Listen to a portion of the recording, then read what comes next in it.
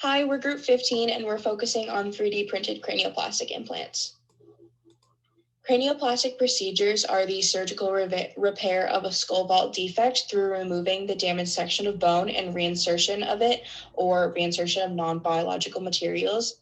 This is most commonly performed on patients who have suffered a traumatic brain injury, and the market for these procedures are expected to grow about $1.4 billion by 2025 at a market growth percentage of 6.2. The most common issue of these procedures are surgical site infections, which can lead to more hospital stay and more surgery to deal with the infection, which is why our audience for the device are patients and doctors. Patients will benefit from less doctor visits and hospital time and improved post-operative neurological recovery, and doctors will benefit from better patient outcomes.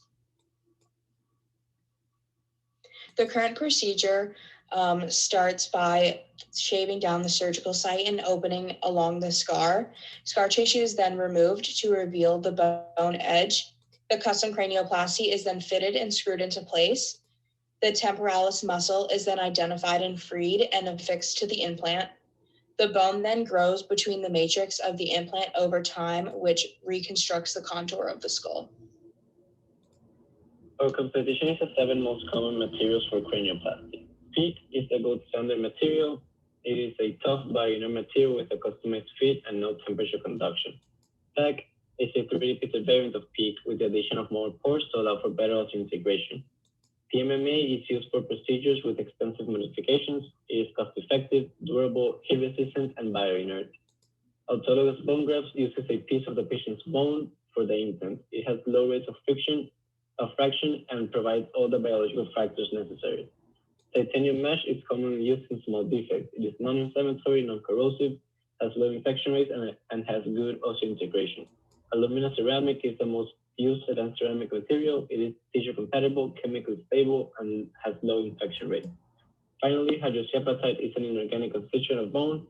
It is non-inflammatory and increases chemical bonding to the bone. However, every implant has its disadvantages. PEEK does not support soft tissue adhesion. It can be expensive due to 3D planning and imaging, and it has infection rates. PEG has the same disadvantages with addition of an increased infection risk due to air bubbles that form during the manufacturing of the pores. PMMA comes with infection and sterilization risks, and is susceptible to fracture and inflammation. Autologous bone grafts are prone to bone resorption and infection. Titanium mesh is expensive, causes image artifacts, and can leave visible patterns on the skin. Aluminum ceramic is expensive and susceptible to breaking. And lastly, hydroxyapatite can turn brittle, has low tensile strength, and no osseointegration.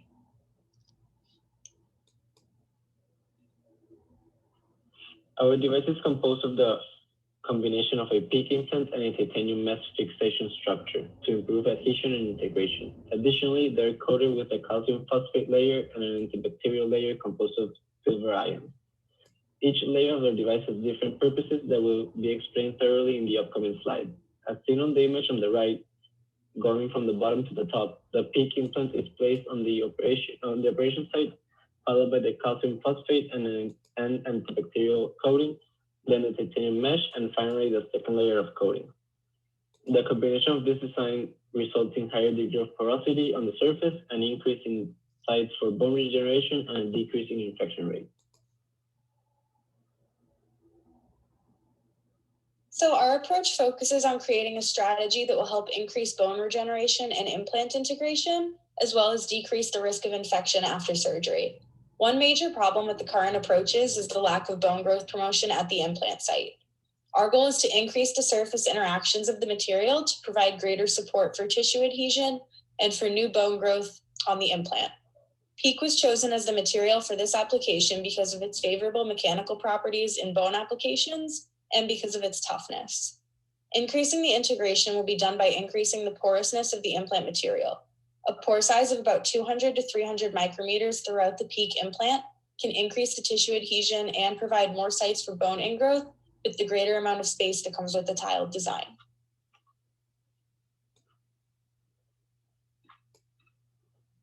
We are also proposing a new fixation method for the implant using a titanium mesh for fixation rather than just screws. Titanium was chosen because it has better, more easily customized mechanical properties than other materials. By increasing the porousness of the fixation mesh, tissue adhesion and bone growth promotion will be improved. Additionally, changes in porousness can tailor mechanical properties of titanium to match those needed for the application. To do this for application in the skull, 250 to 500 micrometer pores in the fixation mesh and a high porosity of about 55% to 70% are the most ideal ranges. This range has been shown to promote cell and tissue growth, and additionally, these ranges are ideal for maintaining mechanical properties without causing stress shielding. The fixation mesh is also attached at multiple sites, which provides more sites for bone growth and less concentrated mechanical loads at the fixation site. Additionally, our plan includes a coating of both the implant and the fixation materials. This coating has both bone regenerative and antibacterial properties. It contains calcium phosphate, which promotes bone regrowth due to its mechanical properties and its similar composition to bone due to the fact that it's a material in human bone. It also increases the overall bioactivity of the implant, which can be low in peak. The implant coating also contains silver ions, which provide antibacterial properties that will reduce the risk of infection after the procedure. The expected responses of the device after implantation are that it will withstand the mechanical loads that the cortical bone of the human skull has to undergo on a day-to-day basis. This requires the material to have an elastic modulus of about 5 to 10 gigapascals and also a high toughness. Additionally, the implant is expected to integrate with the surrounding tissue more successfully. This is expected to lead to higher promotion of bone regrowth over time following the surgery and an increase in tissue adhesion to the implant itself. The use of the material coating is also expected to reduce the prevalence of postoperative infection and help with integration of bone and ingrowth of new bone and tissue.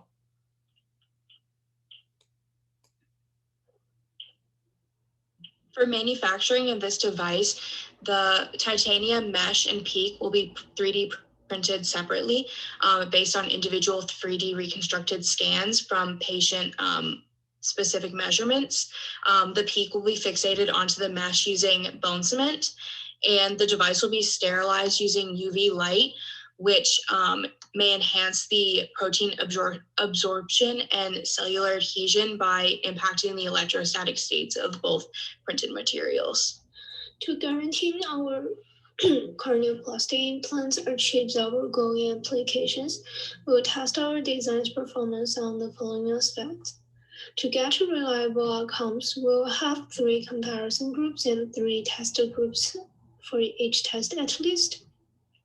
The comparison group will be allograft skull, our major competition, with the same mechanical structure as our printed device.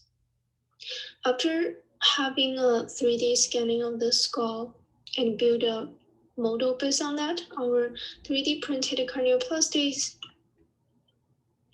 with titanium mesh and PEEK layer will be prepared for the test group.